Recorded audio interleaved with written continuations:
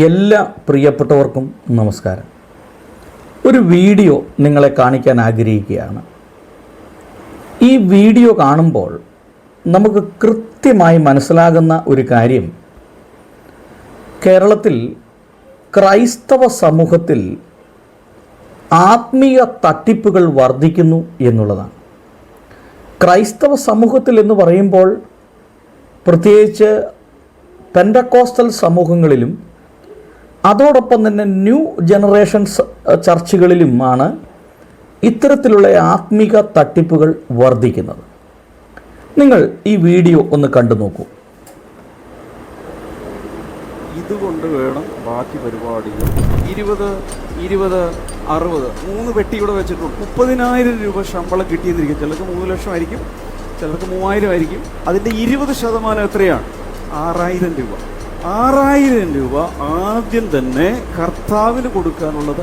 ആദ്യമായി ഈ വീഡിയോയിൽ കാണുന്ന 6,000 പാസ്റ്ററുടെ പേരാണ് ഭാവിയിലെ ബ്രദർ ഡാമിയൻ. വേണ്ടി ഞാൻ മാറ്റിവെക്കുന്നു. ബാക്കി എത്ര? ചില വർഷങ്ങളായി ഇദ്ദേഹം ഒരു വലിയ തട്ടിപ്പുകാരനായി തന്നെ മാറിയിരിക്കുകയാണ്. ഇദ്ദേഹത്തിൻ്റെ ഓരോ വീഡിയോകളും നമ്മൾ കാണുമ്പോൾ യേശുക്രിസ്തുവിനെ വിറ്റ് കാശുണ്ടാക്കുകയാണ് ഇദ്ദേഹത്തിൻ്റെ ഒരു പ്രധാനപ്പെട്ട ജോലി. അതിന് പല ഉപാധികളും പല മാർഗങ്ങളും ഇവർ ആസൂത്രണം ചെയ്തിട്ടുണ്ട്. അത് ഒരു സ്ഥലത്തുനിന്ന് ഷാള് വാങ്ങിക്കുക, അത് പ്രാർത്ഥിച്ച് അത് വിൽക്കുക. അതിന് പറയുന്നത്, ഈ പൗലോസ് ൻ്റെ കയ്യിൽ ഒരു റൂമാലുണ്ടായിരുന്നുവെന്നും ആ റൂമാല് കൊണ്ട് ഒരാളുടെ ദേഹത്തിട്ടപ്പോൾ അദ്ദേഹം സൗഖ്യം പ്രാപിച്ചു എന്നുള്ളതിൻ്റെ അടിസ്ഥാനത്തിലാണ് ഇവർ ഇങ്ങനെ മാർക്കറ്റിൽ നിന്ന് ആയിരക്കണക്കിന് ഇതുപോലെയുള്ള തോർത്തുകൾ, ഷാളുകൾ വാങ്ങിച്ചു കൊണ്ടുവന്ന് അതൊരു മുറിയിൽ വെച്ചിട്ട് ഒരു പ്രാർത്ഥന നടത്തി ഈ ഷാളുകൾ വിശ്വാസികൾക്ക് നല്ല തുകയിൽ വിൽക്കുന്നത്. നല്ലൊരു വരുമാന മാർഗമാണത്. ഇപ്പോൾ ഇങ്ങനെ നിരവധി തട്ടിപ്പുകളുണ്ട്. ഇന്നിപ്പോൾ നോക്കിക്കുക, ഈ തട്ടിപ്പ് എന്താണ്? ഒരാൾക്ക് 100 രൂപ കിട്ടിയാൽ ആ 100 രൂപയിൽ 20% ദൈവത്തിന് കൊടുക്കണം. പുതിയ നിയമത്തിൽ ഈ ദശാംശത്തിൻ്റെ ഒരു ഉപദേശം തന്നെ ഇല്ല. ഓഹരി കൊടുക്കാനാണ് പറഞ്ഞിരിക്കുന്നത്, പ്രാപ്തി ഉള്ളതുപോലെ. പക്ഷേ ഇവിടെ പഴയ നിയമം പഠിക്കുമ്പോൾ 10-1 ദശാംശം. അതായത് 10 രൂപ കിട്ടിയ 1 രൂപ പള്ളിക്ക് അല്ലെങ്കിൽ ദേവാലയത്തിൽ കൊണ്ടുവരണം, അത് ഭണ്ഡാരത്തിൽ കൊണ്ടുവരണം, ഇടണം. അപ്പോൾ 100 രൂപ കിട്ടുമ്പോൾ 10 രൂപ. പക്ഷേ ബ്രദർ ഡാമിയൻ ആ 10 രൂപ എന്നുള്ള ദശാംശം മാറ്റി 20 രൂപയാക്കി. അപ്പോൾ ഇതൊന്നും അപ്പോസ്തോലന്മാരോ ആരംഭകാലത്ത് സുവിശേഷകരോ ചെയ്തിട്ടുള്ള പരിപാടികളല്ല. മറിച്ച് ആയിരക്കണക്കിന് വിശ്വാസികളുണ്ട് ഇദ്ദേഹത്തിന്. അവരിൽ നിന്ന് ലഭിക്കുന്ന 10%, അതായത് 100 രൂപ കിട്ടിയാൽ 10 രൂപ കിട്ടുകയാണ്. 1 ലക്ഷം രൂപ കിട്ടിയാൽ 10,000 രൂപ. അപ്പോൾ ഇങ്ങനെ ആയിരക്കണക്കിന് വിശ്വാസികളുള്ള ഈ ബ്രദർ ഡാമിയൻ 10% 100 രൂപയ്ക്ക് 10 രൂപ വെച്ച് വാങ്ങിച്ചുകൊണ്ടിരിക്കുകയാണ്. ഇത്രയും പണം കുമിഞ്ഞുകൂടി, എന്നിട്ടും ആർത്തി തീരുന്നില്ല. ആ 10 രൂപ എന്നുള്ളത് 20 രൂപയാക്കി. ഇപ്പോൾ ബ്രദർ ഡാമിയൻ്റെ ആരാധനാലയത്തിൽ വരുന്നവർ 10 രൂപയ്ക്ക് ദശാംശത്തിന് പകരം അല്ലെങ്കിൽ 10% പകരം ഇപ്പോൾ എത്ര കൊടുക്കണം? 20% കൊടുക്കണം. അതിന് പുള്ളി വളരെ തന്ത്രപൂർവമായി ഒരു പെട്ടിയൊക്കെ ഉണ്ടാക്കി വെച്ചിട്ട് 100 രൂപ കിട്ടിയ 20 രൂപ ഇവിടെ ഇടണം, 20 രൂപ നിങ്ങളുടെ ഭാവിയിലേക്ക് വിനിയോഗിക്കണം, പിന്നെ ബാക്കി വരുന്ന 60 രൂപ കൊണ്ട് നിങ്ങളുടെ ചെലവ് മുമ്പോട്ട് കൊണ്ടുപോകണം. ശരിക്കും പറഞ്ഞു കഴിഞ്ഞാൽ ഇത് വിശ്വാസികൾക്ക് മനസ്സിലാകുന്നില്ല. വാസ്തവത്തിൽ ഈ ബ്രദർ ഡാമിയന് പണം ഉണ്ടാക്കാൻ വേണ്ടിയാണ് ഈ പുള്ളി ഇത്രയും വലിയ തട്ടിപ്പുകൾ നടത്തുന്നത് എന്നുള്ളത് തിരിച്ചറിയാൻ ഈ വിശ്വാസികൾക്ക് കഴിയുന്നില്ല. അത് ഒരു ചാനലുകാരൻ വിളിക്കുന്ന പോലെ മൊണ്ണ വിശ്വാസികൾ. അതായത് ഒരു ഉദാഹരണം പറഞ്ഞാൽ, ഇദ്ദേഹം പറയുന്നത് 30,000 രൂപ വരുമാനമുള്ള ഒരാൾ 6000 രൂപയാണ് പള്ളി കൊടുക്കേണ്ടത്. അത് ആർക്ക് കൊടുക്കണം? ഡാമിയൻ്റെ പോക്കറ്റിലേക്ക് ഇടണം. ദൈവത്തിന് അക്കൗണ്ട് ഇല്ലല്ലോ, ദൈവത്തിന് അയച്ചു കൊടുക്കാൻ പറ്റുകയല്ലോ. അതുകൊണ്ട് സുവിശേഷ വേലയ്ക്കാണ് എന്ന് പറഞ്ഞു ഡാമിയൻ്റെ സ്വോത്രകാഴ്ച പാത്രത്തിൽ കൊണ്ടുപോയിടണം.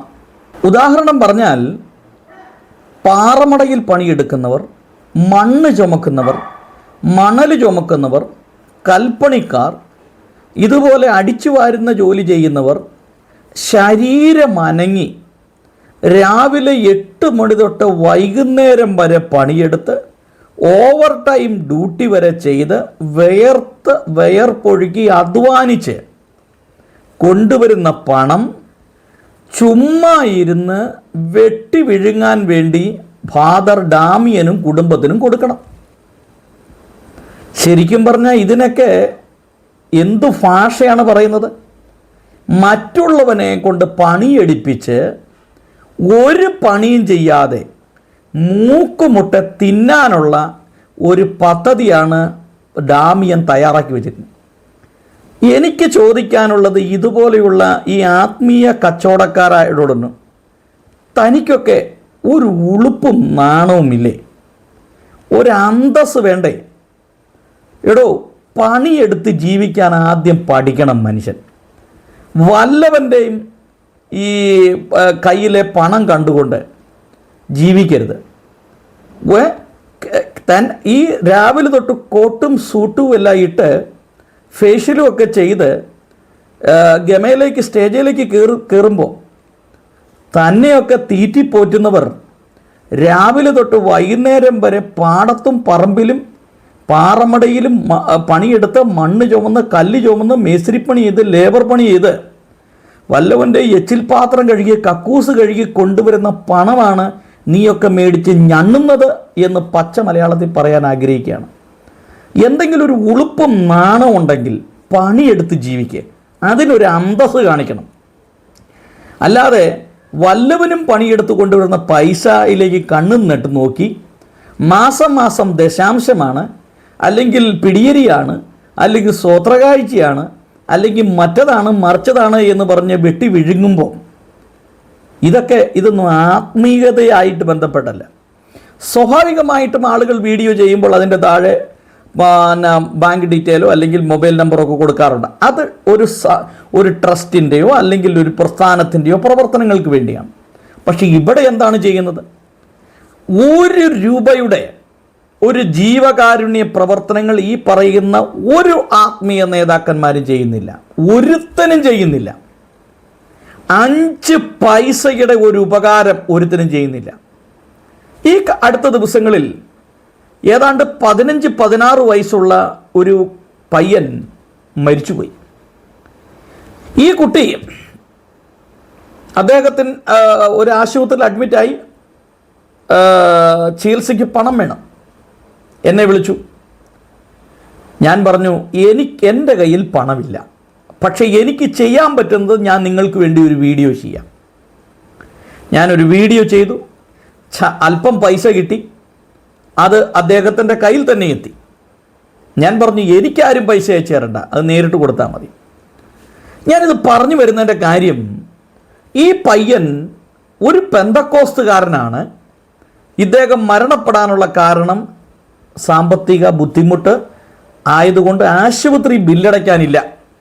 നിങ്ങളൊന്ന് ചിന്തിക്കണം. അപ്പോൾ ഇങ്ങനെ നിരവധി ആളുകൾ ഈ പെന്തക്കോസ്റ്റൽ സമൂഹത്തിൽ ദാരിദ്ര്യത്തിൽ കഴിയുമ്പോൾ, ഒരു നേരത്തെ ആഹാരത്തിന് വകയില്ലാതെ ജീവിക്കുമ്പോൾ, ഈ ബ്രദർ ഡാമിനെ പോലെയുള്ള ആളുകൾ നാട്ടുകാരെ പറ്റിച്ച് തിന്ന് നെയ് മുറ്റി ജീവിക്കുകയാണ്. പച്ച മലയാളത്തിലാണ് പറയുന്നത്, നെയ് മുറ്റി ജീവിക്കുകയാണ്. തങ്ങളുടെ കുടുംബത്തിനും കുഞ്ഞുങ്ങൾക്കും 10 തലമുറയ്ക്ക് കഴിയാനുള്ള സ്വത്ത് ഇവനൊക്കെ ഓൾറെഡി ഉണ്ടാക്കി കഴിഞ്ഞു. നല്ല വീട് വെച്ചു, കാറ് മേടിച്ചു, ബംഗ്ലാവ് വെച്ചു, ഫൈവ് സ്റ്റാർ ഹോട്ടലിൽ താമസിക്കുന്നു, മുന്തിയ ഭക്ഷണം കഴിക്കുന്നു. ഒന്ന് ആലോചിച്ച് നോക്കിയേ, കാണ്ടാമൃഗത്തിൻ്റെ തൊലിക്കെട്ടി, അതിലും വലിയ തൊലിക്കെട്ടിയാണ് ഇതുപോലുള്ള ചില ആത്മീയ നേതാക്കന്മാർക്ക്. ഒന്ന് ആലോചിച്ച് നോക്കിയേ.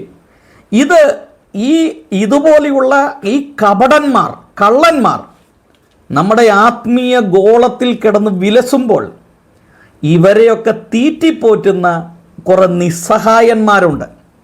എന്താണ് കാരണം? ഭയം. നിനക്ക് ശാപമുണ്ട്, നിനക്ക് പാപമുണ്ട്, നിനക്ക് രോഗമുണ്ട്, നിനക്ക് ബന്ധനമുണ്ട്, നിനക്ക് അതുണ്ട് ഇതുണ്ട് എന്ന് പറഞ്ഞ് മനുഷ്യനെ ഭയപ്പെടുത്തി ജീവിക്കുന്ന കുറേ ആളുകൾ. അപ്പോൾ ഇങ്ങനെ ഭയപ്പെടുത്തുമ്പോൾ പാസ്റ്ററെ ഞങ്ങൾ എന്ത് ചെയ്യണം? അതിന് നീ ഒരു 10,000 രൂപയായിട്ട് അങ്ങ് പോരെ, നിൻ്റെ ഭൂതത്തെ ഞാൻ ഇറക്കിത്തരാം, നിൻ്റെ ശാപം ഞാൻ മാറ്റിത്തരാം എന്നൊക്കെ പറഞ്ഞ് പണം വിഴുങ്ങി ജീവിക്കുന്നവർ, പച്ച മലയാളത്തിൽ പറഞ്ഞാൽ നെയ്മുറ്റി ജീവിക്കുന്നവർ. എന്തെങ്കിലും ഒരു ഉളുപ്പും നാണവും ഉണ്ടോ? ഒരന്തസ്സുണ്ടോ? രാവിലെ തൊട്ട് വൈകുന്നേരം വരെ പണിയെടുത്തതിന് ശേഷം അതിൽ നിന്ന് കിട്ടുന്ന ഭക്ഷണം പൈസ കൊണ്ട് അരിയും സാധനങ്ങളും വാങ്ങിച്ച് വേവിച്ച് കഴിച്ചാൽ അതിനൊരു അന്തസ്സുണ്ട് അല്ലേ? നിങ്ങളൊന്ന് ആലോചിച്ച് നോക്കി. ഞാനിത് പറയുമ്പോൾ ചില പെന്തക്കോസ്തുകാർ എനിക്കെതിരെ പടവാളുമായിട്ട് ഇറങ്ങും.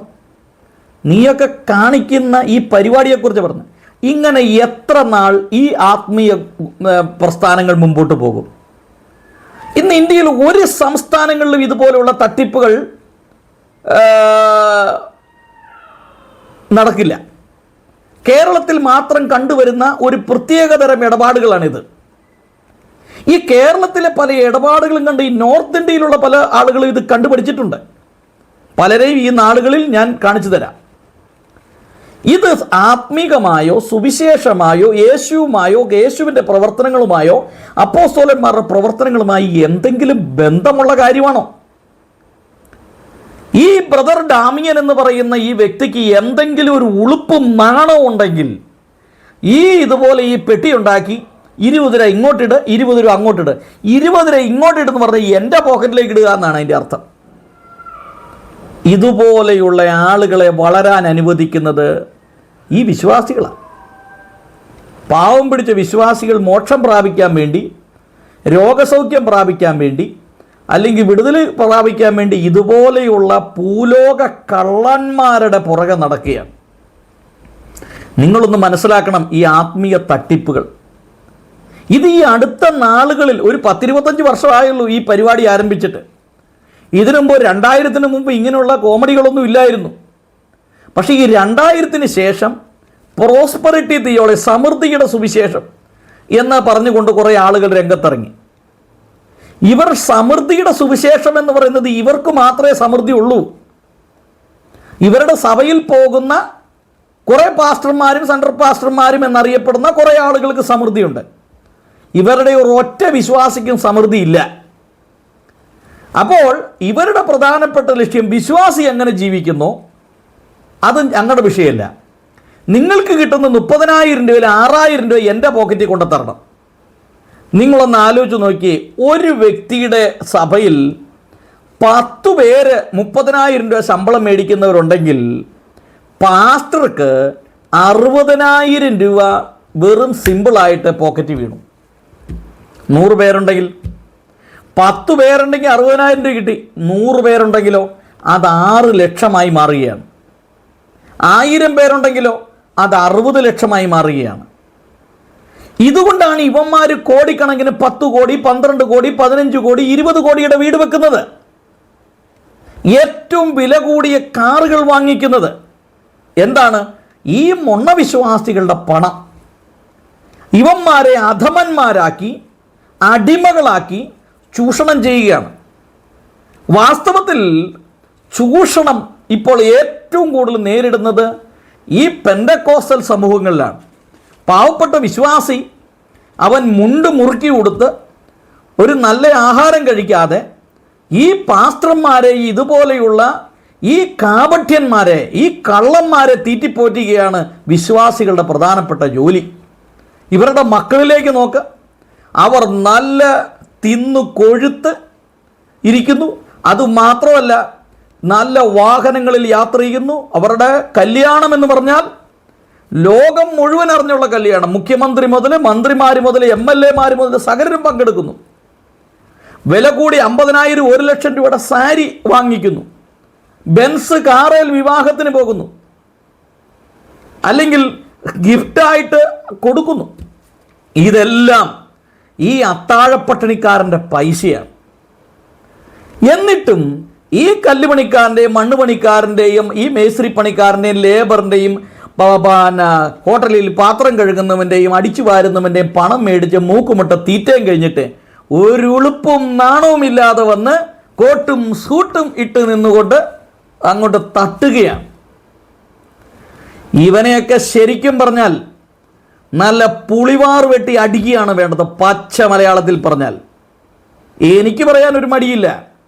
ഈ പെന്തക്കോസ്റ്റൽ സമൂഹ ഈ ആത്മീയ കോളം ഇതുപോലെയുള്ള കള്ളന്മാരും കാപട്യക്കാരെ കൊണ്ട് ഈ നാട് തന്നെ മുടിഞ്ഞു. ഇവിടെ സുവിശേഷം അസ്തമിച്ചുകൊണ്ടിരിക്കുകയാണ് ഓരോ ദിവസങ്ങളിലും. എന്ന് പറഞ്ഞാൽ സുവിശേഷ പ്രവർത്തനങ്ങൾ, സുവിശേഷം ഒരിക്കലും അസ്തമിക്കുന്നില്ല. സുവിശേഷ പ്രവർത്തനങ്ങളിലേക്ക് കരിനിഴൽ വീണുകൊണ്ടിരിക്കുകയാണ് ഇതുപോലുള്ള വ്യാജന്മാർ കാരണം. എത്ര പറഞ്ഞാലും വിശ്വാസികളുടെ തലമണ്ടയിലേക്ക് കയറുകയില്ല. കാരണം ഇവരൊക്കെ വരപ്രാപ്തന്മാരാണ് എന്നുള്ളൊരു ധാരണയിൽ ആണ് ഇവന്മാരുടെയൊക്കെ പ്രവർത്തനങ്ങൾ. എന്തായാലും കഷ്ടം തന്നെ. ഞാൻ ഒരു നാടൻ ഭാഷയിൽ പറഞ്ഞ, എടോ ബ്രദർ ഡാമിയൻ, എന്തെങ്കിലുമൊക്കെ ഒരു പണിയെടുത്ത് ജീവിക്കടാ ഉവ്വേ. എന്തെല്ലാം പണിയുണ്ട്. ഒരു തൂമ്പ എടുത്തുകൊണ്ട് പോയി കിളയ്ക്കാൻ പോയാൽ ഒരു ദിവസം 800 രൂപ 900 രൂപ കിട്ടും. ഒരു കല്ല് ചുമക്കാൻ പോയാൽ 1000 രൂപ 1500 രൂപ വരെ കിട്ടും. ഇവിടെ ഒരു കട്ടൻസ് പണിക്ക് പോയാൽ കിട്ടും 10-3000 രൂപ. പോട്ടെ, ഒരു ലോറി ഓടിക്കാൻ പോയാൽ, പ്രത്യേകിച്ച് ഈ ടോറസ് പോലുള്ള വണ്ടിയൊക്കെ ഓടിക്കാൻ പോയാൽ 10,000-2500 രൂപയും കിട്ടും. താനും തൻ്റെ ഭാര്യയും കൂടെ ചേർന്ന്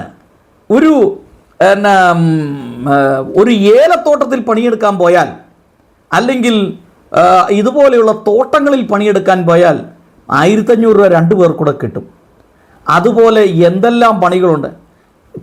എറണാകുളത്തെ ഒരു ഹോട്ടലിൽ പാത്രം കഴുകാൻ പോയാൽ കിട്ടും എത്ര, 1000 രൂപ കിട്ടും, അല്ല ഇത്ര രൂപ കിട്ടും. എന്തെല്ലാം പണിയുണ്ട്. എന്തിനേറെ ഒരു 10 നൈറ്റി വാങ്ങിച്ചു കൊണ്ടുവന്ന് വീടാന്തരം കൊണ്ടുവിട്ട്, ഞാൻ ഈ അടുത്ത നാടുകളിൽ നാട്ടിൽ ചെന്നപ്പോൾ ഒരു സ്ത്രീ ബാഗിൻ്റെ അകത്ത് നൈറ്റിയുമായി കൊണ്ടുവന്ന് വിൽക്കുന്ന കണ്ടു. ഇതുപോലെ 10 നൈറ്റി വിൽക്കാൻ പോയാലും ഒരു കുടുംബം ജീവിക്കാൻ പറ്റും. ഇന്ന് എവിടെ തിരിഞ്ഞു നോക്കിയാലും ജോലിയാണ്. ഏതൊരു വ്യക്തിക്കും രാവിലെ തൊട്ട് വൈകുന്നേരം വരെ പണിയെടുക്കാൻ പോയാൽ 1000 രൂപയ്ക്ക് പണിയെടുക്കാം. ഇത്രയും അവസരങ്ങളുള്ള കാലത്ത് തൂമ്പയൊക്കെ എടുത്തൊന്ന് കിളച്ചൊന്ന് പരിശീലിച്ച് നോക്കുക. വിയർപ്പിൻ്റെ വില അന്നേരം അറിയാം, അധ്വാനത്തിൻ്റെ വില അറിയാം. 10 കല്ലെടുത്തൊന്ന് ചുമന്നുകൊണ്ട് പോയി നോക്ക്, അപ്പോൾ അറിയാം അതിൻ്റെ വില എന്താണെന്ന്. അല്ലാതെ ഈ നാട്ടുകാരെയെല്ലാം പറ്റിച്ച്, ഭാര്യയും ഭർത്താവും കൂടെ നാട്ടുകാരെയെല്ലാം പറ്റിച്ച് അവിടെ നിന്ന് കിട്ടുന്ന 20% ദശാംശം മേടിച്ച് വെട്ടിവിഴുങ്ങി, ബ്യൂട്ടി പാർലറെല്ലാം പോയി മോന്തയെല്ലാം തേച്ച് മിനുക്കി രാവിലെ വന്ന് മൈക്കിൻ്റെ മുമ്പിൽ നിന്ന് ഘോരഘോരം പ്രസംഗിക്കുമ്പോൾ ഒരു ഉളുപ്പും നാണമെങ്കിലും വേണം.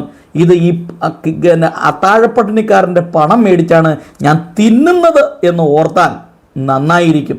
ഇത്തരം പ്രവർത്തനങ്ങളെയൊന്നും പ്രോത്സാഹിപ്പിക്കരുത്. പണിയെടുക്കാത്ത ഒറ്റ ഒരുത്തിനും വീട്ടിൽ കയറ്റരുത്. ഇതാ ഒരു പാസ്റ്റർമാരെയും പണിയെടുക്കുകയില്ലാത്തവന്മാരെ, അതായത് രാവിലെ തൊട്ട് വൈകുന്നേരം വരെ അധ്വാനിച്ച് ജീവിക്കാത്ത ഒറ്റ എണ്ണത്തിനെയും സഹായിക്കില്ല, വീട്ടിൽ കയറ്റുകയില്ല എന്നൊരു തീരുമാനം വിശ്വാസികൾ എടുത്താൽ ഇവൻ്റെയൊക്കെ പരിപാടി പൂട്ടും.